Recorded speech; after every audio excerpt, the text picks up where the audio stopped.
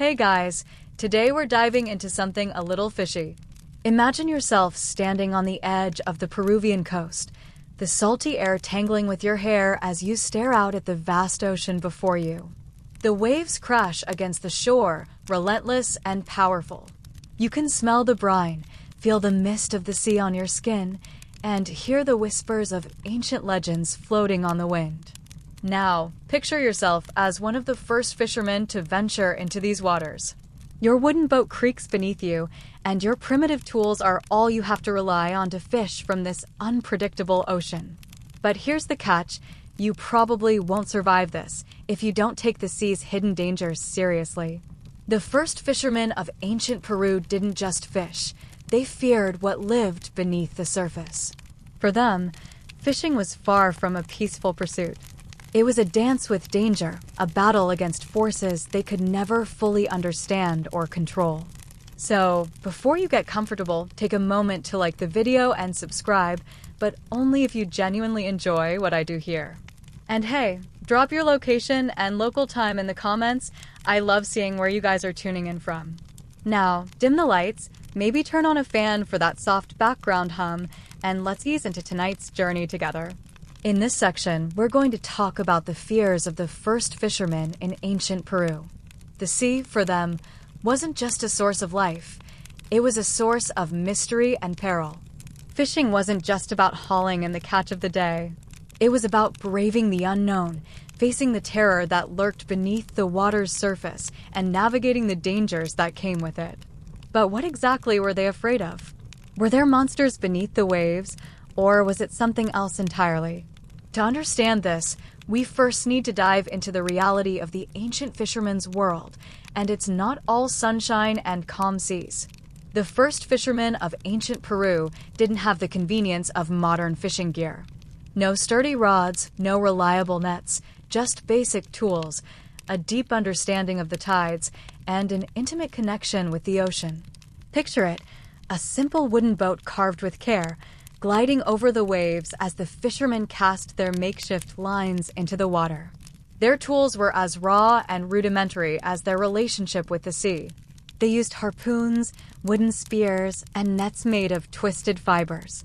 Each tool had its own quirks, requiring incredible skill to use and often a bit of luck to land a decent catch. But here's the kicker: those tools weren't just primitive, they were dangerous. The harpoons could snap if struck at the wrong angle.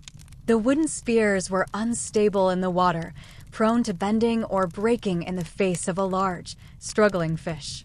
Even the nets, painstakingly woven together, could easily be torn apart by a strong current or an irate fish. Historians still argue whether these first fishermen even fully understood how perilous their methods were. Some believe that their fishing tools were designed with deep knowledge of the local waters, honed through generations of practice and trial and error. Others claim that the risks they faced with their basic equipment were just a part of the broader fear they had of the sea itself. Regardless of the debate, one thing is clear: the fishermen had to be both skilled and incredibly lucky to bring in a good catch. One wrong move, and their tools could become as deadly as the ocean's depths. But what was lurking in those depths? It wasn't just the unpredictable currents or the fierce tides that posed a threat. There were creatures in the water that stirred fear in the hearts of these fishermen. And those creatures were not just dangerous, they were terrifying. As you stand on that ancient coastline, staring at the water, imagine the fear that must have gripped the first fishermen. They didn't know what waited beneath the surface. The sea was a vast unknown, full of strange, mysterious creatures. And sometimes, those creatures weren't just fish, they were monsters, the stuff of nightmares, ready to turn a peaceful fishing trip into a fight for survival. Now, you might be wondering, what exactly were these fishermen afraid of? Sure, there were the dangers of the sea, the tools, the currents, the unpredictable weather, but there was something far more ominous lurking below the surface. The ancient Peruvians believed the sea was home to creatures beyond their understanding, beings whose very existence was entwined with the mysteries of the earth and sky. These weren't just fish. They were sea monsters, some with the ability to swallow a man whole, others with powers that defied nature itself. One of the most feared creatures was the muki, a giant sea serpent that was said to dwell deep in the ocean's trenches. Imagine the horror of being out at sea, fishing with your rickety boat and crude tools, when suddenly something large and unexplainable emerges from the depths, its massive body undulating in the water, creating waves that could capsize your boat. According to ancient lore, the muki could drag an entire boat under the surface with a single sweep of its tail, never to be seen again. Historians still argue whether this fear was based on actual encounters with giant sea creatures or if it was merely a myth designed to explain the unknown. Some believe that ancient sailors who might have encountered giant whales or sharks misinterpreted their massive size and power, giving birth to the legend of the muki. Others suggest that the fear was more psychological, an attempt to explain the terror that came with venturing into such dangerous waters, where the lines between the real and the supernatural blurred. But sea serpents weren't the only monsters of the deep. The Nantu, another terrifying figure from ancient myths, was said to be a massive, shadowy figure lurking just below the surface of the water. It was believed to have the power to control the ocean's tides and could strike with the force of a tidal wave. Fishermen who dared to venture too far out to sea were said to have seen its glowing eyes staring up from the water, its massive form looming in the depths, waiting to drag them into the darkness. These terrifying creatures were not just figments of imagination, they were warnings. Fishermen knew that when they went out to sea, they weren't just battling the elements and the ocean's currents. They were facing something much more primal, something far older than themselves. The creatures of the deep were a reminder that the sea was both a provider and a punisher, a force that could give life or take it away in the blink of an eye. So the question remains, were these stories just myths, or was there something in the water that made the first fishermen fear for their lives? Perhaps a little of both. What is clear, however, is that the fishermen's belief in these monsters shaped how they approached their work. It wasn't just about catching fish, it was about respecting the power of the sea and all the dangers that came with it. But there's more to this story. These fishermen weren't just afraid of sea creatures, they were also battling the elements themselves. As the first fishermen of ancient Peru navigated the vast, unpredictable waters, they were not only facing the threat of monsters from the depths, they were contending with the very elements themselves. The sea, as much as it provided for them, was also an unforgiving force, and it showed no mercy when it decided to turn violent. The weather was one of the most immediate and deadly threats the fishermen encountered. The sea is known for its sudden storms, and ancient Peru was no exception. Fishermen had to be constantly vigilant, watching the sky for signs of shifting winds, darkening clouds, and the ominous rumble of thunder. If they missed these warning signs, they could find themselves caught in the middle of a violent tempest, their fragile boats tossed like toys in the churning waves. The sheer power of the storms was enough to send a chill down anyone's spine. Torrential rain could blind them, while lightning could strike without warning, turning the dark sky into a battleground of nature's fury. Historians still argue whether these storms were as common as the fishermen feared, or if they were amplified by the legends passed down through generations. Some believe that the fishermen's fear of the weather was linked to their lack of scientific understanding. Without modern tools like radar or weather forecasting, any sudden change in the sky was interpreted as a sign of something much more sinister. Others suggest that the Peruvian coast was indeed subject to sudden storms, particularly in the transition seasons, and that these events likely contributed to the widespread belief that the sea was not only a place of bounty, but also a place of violent retribution. But it wasn't just the storms that the fishermen feared. The currents of the ocean were just as dangerous, if not more so. Strong, unpredictable currents could drag a fisherman far from shore, leaving him at the mercy of the sea.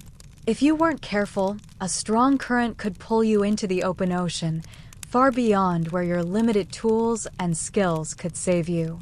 It was the kind of danger you couldn't see coming until it was too late. And once you were caught in the current, You were at the mercy of the water, no matter how strong you were or how skilled with a harpoon you might be. Imagine being out there, in a small, fragile boat, trying to fish as you've done for years, only to feel the unmistakable pull of a current that takes you farther and farther from the shore. It's an experience that would test anyone's courage, and no doubt, it was one of the reasons why the sea struck such fear into the hearts of these first fishermen.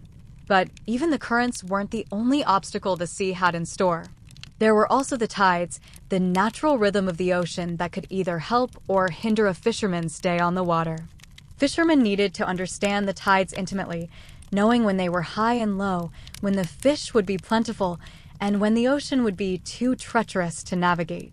Tides could change without warning, and fishermen who misjudged them could end up stranded on the rocks or caught in dangerous, turbulent waters. And yet, despite all of these dangers, the monsters of the deep, the fierce storms, the deadly currents, the fishermen returned to the water day after day. They went out because they had no other choice. The sea was their livelihood, and despite their fears, it was the only way they could survive. The fishermen lived with the knowledge that they were constantly walking the fine line between life and death. It was a world of respect for the sea, for the creatures that lived in it, and for the dangers that came with it. But perhaps the most terrifying fear of all wasn't the sea itself, nor the creatures it held. It was the fear of being left behind, the fear of what might happen to a fisherman who didn't return. When the first fishermen of ancient Peru ventured out into the sea, they faced an unspoken fear, one that lurked in the corners of their minds long after they'd left the shore. It wasn't just the fear of sea monsters or violent storms, it was the fear of never returning. The ocean, with its infinite expanse, had the power to take a man without a trace, swallowing him whole, leaving no evidence of his existence but the ripples on the surface. The concept of disappearance was a serious one for these fishermen. In a world where the community was everything, where each man played a crucial role in the survival of the group, to vanish without a trace was more than just a personal tragedy, it was a communal one. If a fisherman disappeared, there was no body to bury, no closure for the family, and no way to ensure that his memory would live on. All that remained was the haunting knowledge that the sea had claimed him, without a word, without explanation. Historians still argue whether the belief in the sea's ability to swallow men whole was based on real events or was merely a product of cultural myth. Some suggest that many fishermen who perished in the deep were lost without a trace due to strong currents or freak accidents, leaving the community with no choice but to create legends about the dangers of the sea. Others believe that the fear was so ingrained in the fisherman's psyche that it led to elaborate myths about the sea's mysterious and deadly power, tales that grew with each telling, adding layers of fear and mystery to the ocean. But what's undeniable is that this fear shaped how the fishermen viewed their daily work. They went out into the sea with the knowledge that any day could be their last, and this reality permeated every aspect of their fishing rituals. To go out into the open ocean was not just to engage in a day's work, it was to risk everything. The stakes were always high, and the fear of what could happen if something went wrong was a constant companion. But how did these fishermen cope with such an overwhelming fear? How did they continue to fish, knowing that the ocean could claim them at any moment? The answer, in part, lies in the rituals they performed before and after each fishing trip. To cope with the constant fear of the unknown, the first fishermen of ancient Peru developed elaborate rituals before embarking on their dangerous journeys. These rituals were not only a way to invoke the blessings of the gods, but also a method of psychological preparation, an attempt to reassure themselves and protect their spirits from the unknown forces lurking beneath the surface of the sea. Before they set out to fish, the fishermen would often offer prayers to the gods, seeking protection and guidance. The ocean, after all, was not just a body of water, it was a divine force, ruled by powerful deities who could either grant them bountiful catches or doom them to misfortune. The fishermen believed that the gods held dominion over the sea, and it was through their favor that the fishermen could hope to return home safely. Historians still debate whether these rituals were purely spiritual or whether they were also a practical way of creating a sense of control over an otherwise uncontrollable situation. Some believe that the rituals helped the fishermen calm their nerves and focus on their task, creating a mental barrier between themselves and the paralyzing fear that could easily take over. Others argue that these rituals were deeply ingrained in the cultural fabric of the community, a way of preserving tradition and respecting the forces of nature. In addition to prayers and offerings, the fishermen also relied on protective talismans. These charms, often carved from wood or bone, were believed to have the power to ward off evil spirits and dangerous creatures. Some talismans were even designed in the shape of animals, creatures that represented strength and survival. Wearing these charms was a way of carrying the protection of the gods with them out into the open ocean. In a way, these small, everyday items were their shields against the vast, unknowable power of the sea. But it wasn't just the rituals and talismans that provided a sense of security. The fishermen also followed certain practices to ensure their safety. For example, they would fish in groups, never alone, understanding that there was strength in numbers. The sea might be a place of mystery and fear, but the fishermen knew that together, they stood a better chance of surviving its dangers. This sense of camaraderie was vital. It reinforced their belief that they were not merely individuals pitting themselves against the forces of nature, but part of a collective, a family united in the struggle to survive. Despite these rituals and protective measures, the fear of the ocean still lingered. It was a fear that couldn't be entirely erased, a fear that would remain part of the fabric of their lives. It wasn't just the sea creatures or the storms they feared.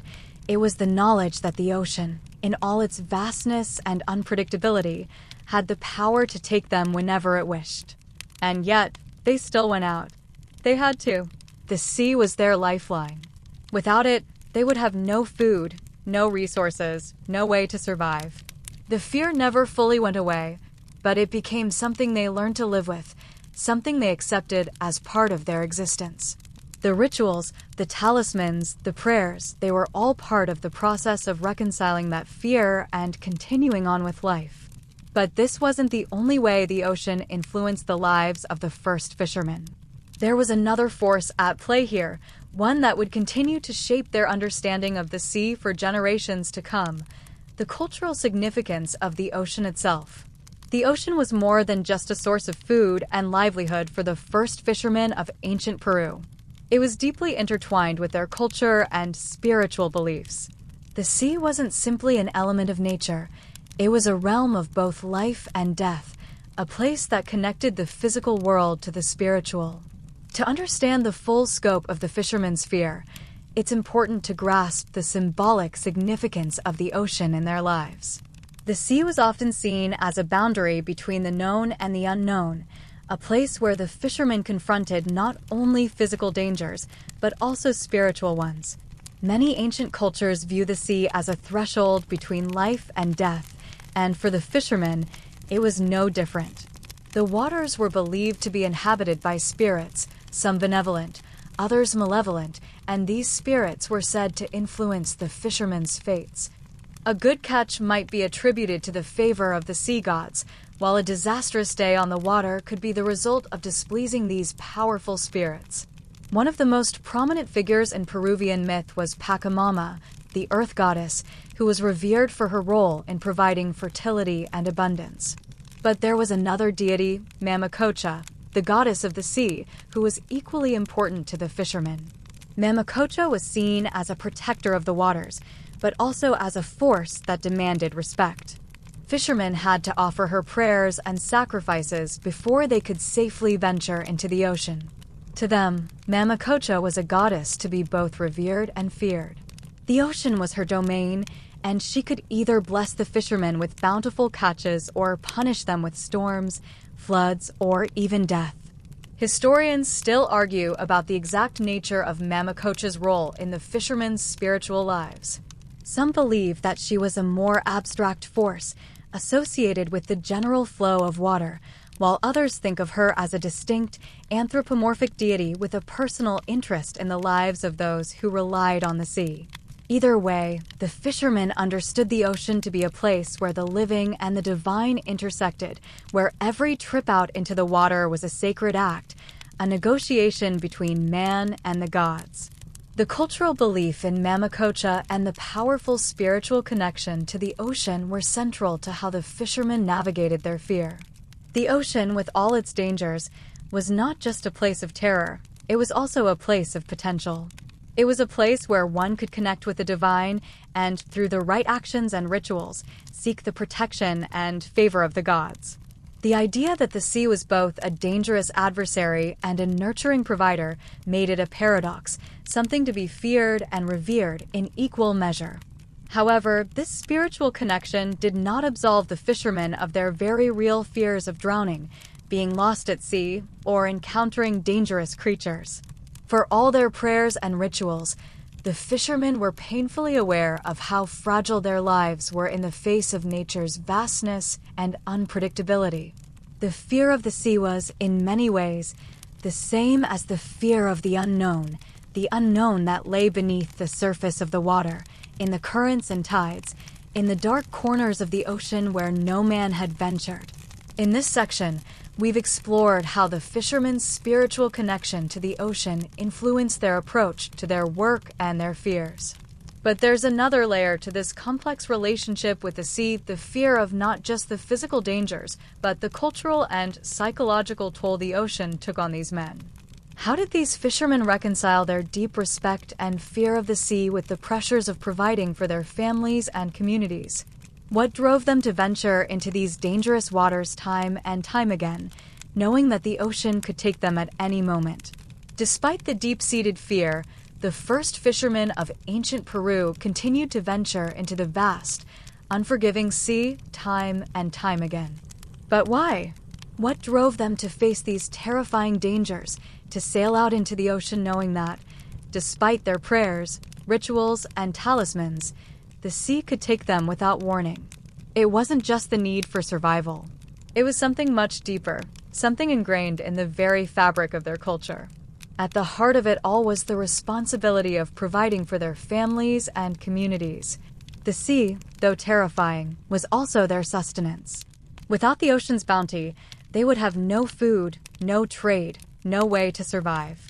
The fishermen understood that the sea held both life and death, but their very survival depended on their ability to conquer their fears and navigate the dangers it presented. Their families and communities relied on the fruits of their labor, and that knowledge weighed heavily on the fishermen's shoulders. But this pressure wasn't just external. There was a psychological burden as well, the fear of failure.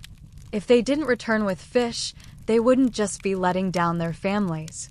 They would be failing the entire community, the people who depended on them for sustenance. It's a pressure that would haunt any man. The fear of the ocean was a reminder that they weren't in control.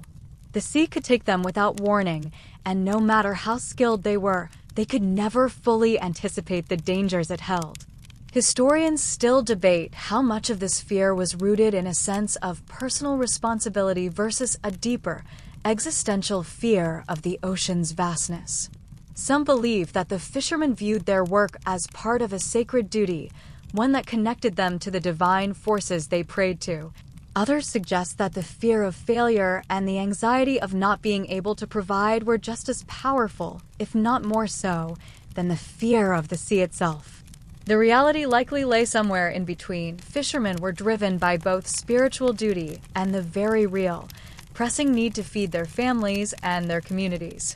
This dual pressure, spiritual and practical, manifested in the way the fishermen approached their work.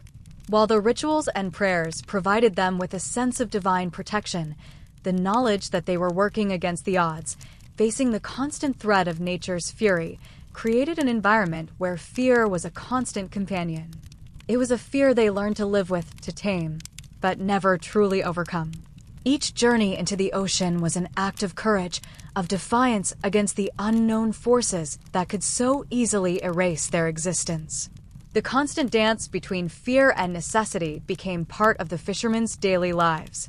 In many ways, they found a balance between respect for the ocean's power and the need to conquer it. They could never fully overcome their fear, but they learned to manage it, to understand it, to use it as a motivator to become better, more skilled fishermen.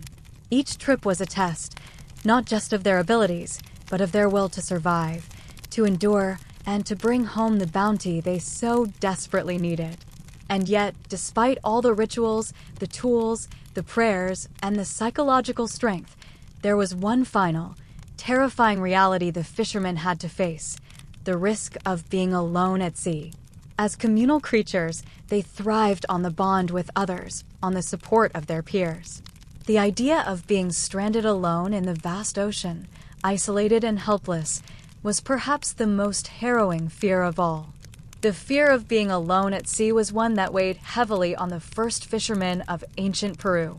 It wasn't just the fear of being stranded in the middle of the ocean with no way to return to shore. It was the terror of being lost, isolated, and at the mercy of the sea. In a world where community was everything, to be alone at sea was to be completely cut off from the safety and support of the group. The fishermen's small boats were designed for group fishing, where strength in numbers could help mitigate the inherent risks of the sea. It was common practice for multiple men to fish together, their boats tethered to one another, so that if one boat were lost, the others could quickly come to the rescue. But even in a group, the ocean's unpredictability meant that any moment could turn into a disaster. The sudden appearance of a storm, an unexpected wave, or an encounter with a dangerous creature could send the fishermen in different directions, leaving one man stranded in the open sea with no hope of finding his way back. Historians still debate whether the fear of being stranded was based on actual occurrences of men being lost at sea or if it was merely a psychological terror. Some suggest that the fishermen's fear was a reflection of the real dangers of being caught in the vastness of the ocean, while others believe that it was an existential fear tied to the idea that being alone at sea was a spiritual death in itself, a loss of connection to the land, to the community, and to the divine.